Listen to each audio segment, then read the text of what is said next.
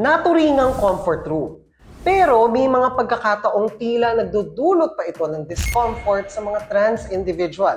Ang simpleng paggamit ng banyo sa eskwelahan, trabaho o mall, nagiging hassle pa at minsan nagdudulot ng hindi magandang karanasan para sa ilang mga kababayan nating miyembro ng LGBTQIA+ community.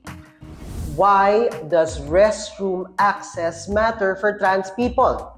I am Dano Tingkungko and here's what you need to know.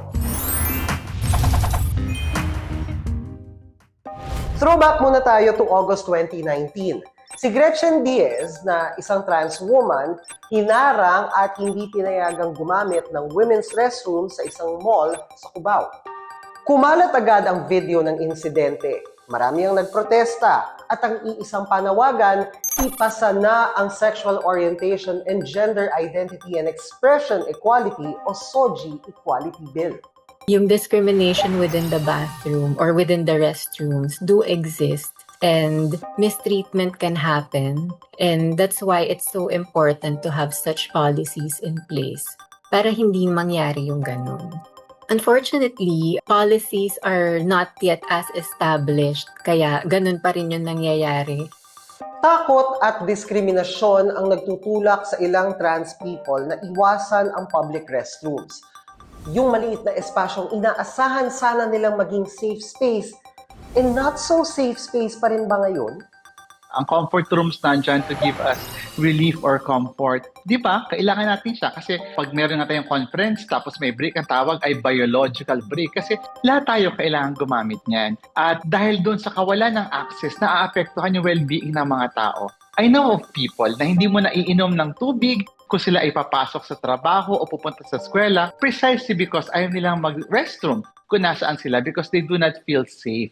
And now, all gender restrooms are starting to appear in different spaces. Nakadisenyo ito for everyone, kasama ang trans community. We just have to insist na it's not a special privilege we're asking.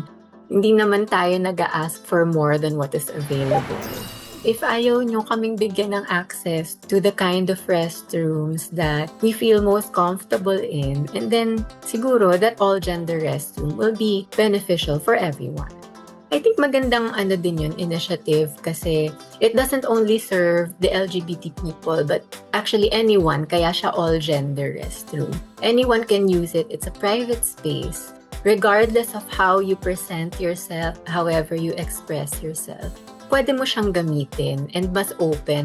May mga lungsod at institusyon na nga sa Pilipinas na nagpasa ng ordinansa para magpatayo ng all-gender restrooms. Isa itong hakbang tungo sa isang mas inklusibong espasyo para sa lahat. Pero ayon kay Akbayan Representative Percy Sendanya, higit pa ito sa mga restroom. May mas malalim pang adhikain na kailangang isulong kasama ng mga ordinansang ito. Napakalaga na kasama ng ating mga ginagawang panukalang batas ay yung ating plano kung paano siya epektibong mai-implement.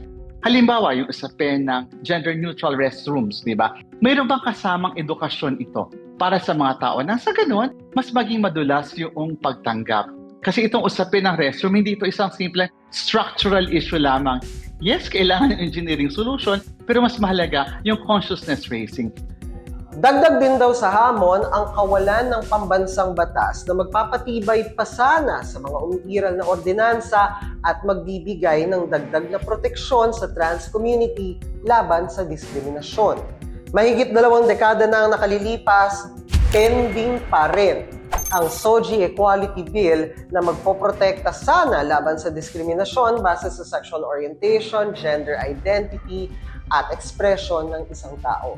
Pag wala ka kasing pambasang batas, madalas ginagamit itong dahilan ng mga tao para hindi gawin yung kanilang responsibilidad, yung kanilang duty. Kung meron kang pambasang batas, you're sending a strong signal na bawal talaga ang diskriminasyon at dapat may pantay na access at karapatan ng bawat isa.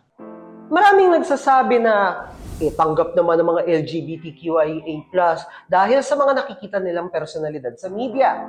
Ayon sa isang pag-aaral noong 2024, may high level of acceptance daw ang mga Pilipino sa LGBTQIA+ community. Pero ang tanong, ramdam ba yan ng community? Base sa isang national survey noong 2024, 58% ng LGBTQIA+ youth sa Pilipinas ang nagsabing hindi nila naramdamang sila'y ligtas o tanggap sa tahanan, eskwela o komunidad na kanilang kinabibilangan. Somehow we can say na conditional pa yung acceptance ng Filipino society towards LGBT people kasi we still do not enjoy the same rights as everyone else. Something like the SOGI Equality Bill ay hindi pa rin na ipapasa. So, parang from there, pwede nating sabihin na hindi pa rin ganun kabukas ang society with giving us equal rights.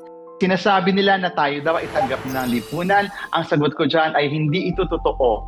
Dahil naririnig pa rin natin maraming pamilya ang hindi kayang tanggapin ang kanilang mga anak na Becky, lesbiana or transgender. Maraming workplaces pa rin na unsafe for queer people at marami pa rin educational institution ang nagtuturo lamang ng binary genders. So sa dulo, malayo pa tayo kasi nangyayari pa rin ang diskriminasyon sa ating pang-araw-araw na buhay.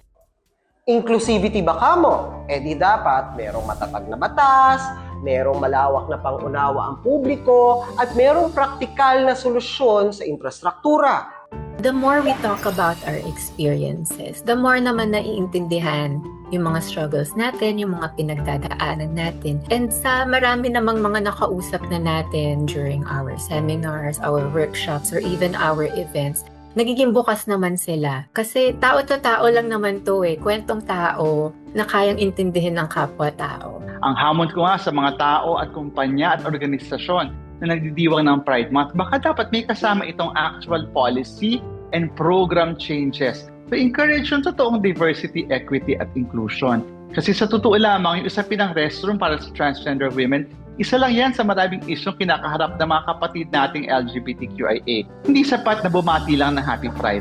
There has to be action and actual steps kapag sinabi natin yung Happy Pride. Pag nagsabit dapat ng Pride flag ang isang kumpanya, dapat meron silang gender affirmative policies. Dapat in place yung mga polisiya kung paano magrereklamo kapag nakaranas ng diskriminasyon at dapat nakapagdaan sa matinding education session ang bawat isa nang sa ganun maging mas makatao at mapagtanggap yung workplace na iyon. At the end of the day, ang paggamit ng banyo ay basic need ng bawat tao. Walang dapat humadlang sa isang simpleng karapatan na makagamit ng banyo ng walang takot o pangamba.